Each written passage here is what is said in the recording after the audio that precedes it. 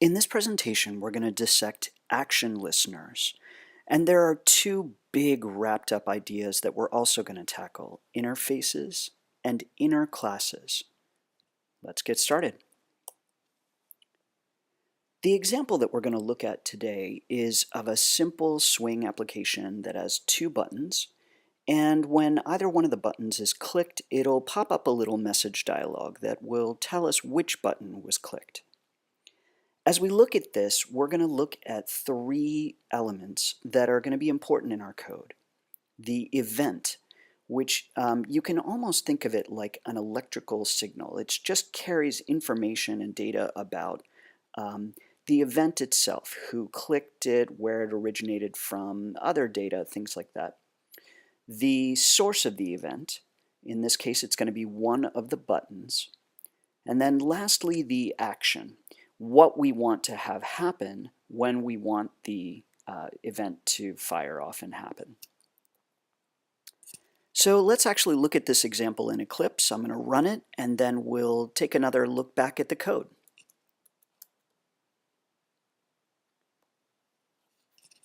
Our main method here simply creates a new button pusher panel and sets the size, sets visible.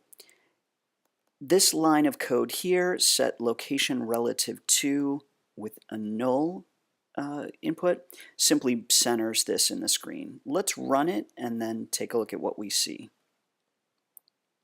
So here we see the buttons. When we click one of the buttons, we get a little dialog pop up that indicates which button was pressed. So nothing too exciting. Let's step back for a second to our presentation. So again, in this case, the event kicks off whenever we kick one of the buttons, and it'll carry information about which button was pressed, which in this case, of course, is the source. That action that we want to have happen is simply to pop up this message dialog box. So let's take a look at the panel code, and let's see how that happens.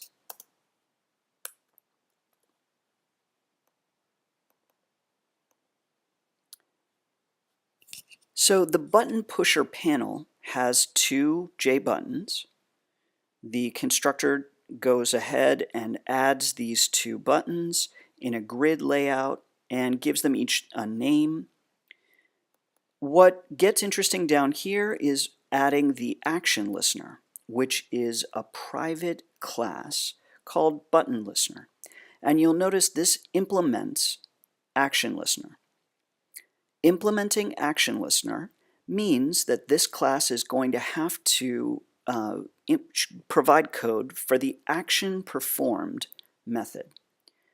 Action performed fires whenever the button is pressed, and here's the code that we want to have happen. Let me take this line by line.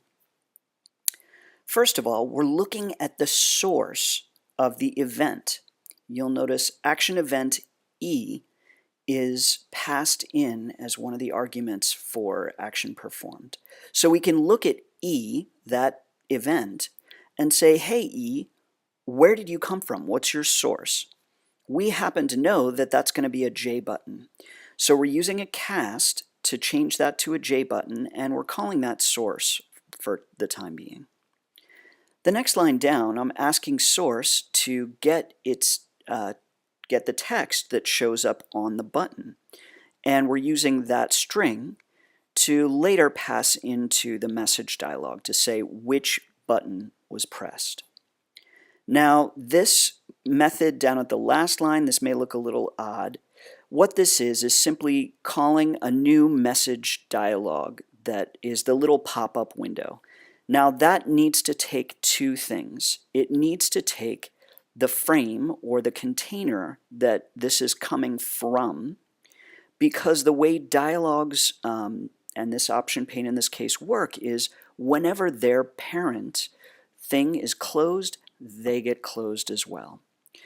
So I'm using the same methodology here. Source, which is our J button, source get parent, to figure out the container or JPanel this is coming from, and I'm passing that as an argument into the show message dialog that we see here.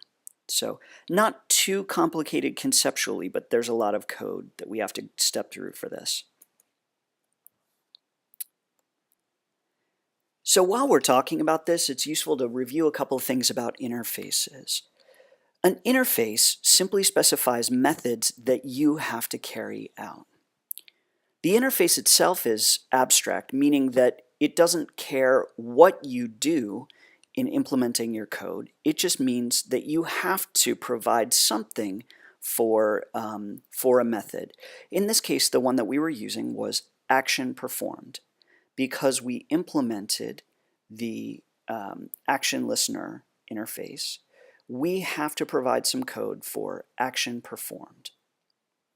And it's also important to note that classes, while we can only extend one parent class, we can implement multiple interfaces, as many as we want. This provides us with a lot more flexibility in knowing which methods we can use, and relates to the bigger idea of polymorphism that we've discussed a bit. So here's a simple example of what an interface might look like if you were going to write one yourself. In this case, the interface is called swimmer, and there's a method here called swim. Now what's weird is that the swim method doesn't have any implementation code. We have a semicolon instead of brackets and then a bunch of stuff to describe what should happen here. The idea here is simply, if you are going to implement swimmer, you will come up with your own way of running the swim method. So in this case, if I have a class dog that implements swimmer, then it will provide its own implementation code that might look like this. Whereas if I have a fish class, maybe it might implement this a little differently, but it is bound to implement the method swim because it implements the swimmer interface. So to review, when we're dealing with action listeners, it's important to think about the event, the source, and the action, because you'll probably be interacting with all three of those things. And action listeners are, of course, interfaces, and that interface simply specifies a method. The action listener method that we have to use is action performed. By their nature, interfaces are abstract. They don't care how you implement something, just that you actually commit to writing that method. And you can implement multiple things or you can implement multiple interfaces for your components or your Java code.